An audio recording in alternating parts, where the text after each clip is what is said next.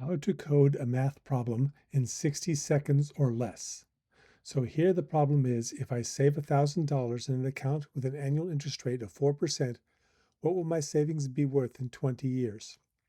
We're given the equation where the amount equals the principal, P, times 1 plus the rate as a decimal point, raised to the number of years. So we begin by defining our three variables that were given, P, R, and T, and the rate in 4% becomes 0.04 as a decimal.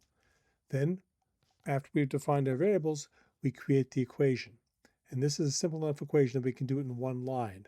But we have to be very careful of our order of operations and make sure we have the parentheses around the 1 plus r and change exponentiation into Python's way of exponentiating. Then you simply run your equation and you find that you now have, after 20 years, $2,191. But note, that's without inflation eating away your savings. And there you have how to code a math problem in 60 seconds or less.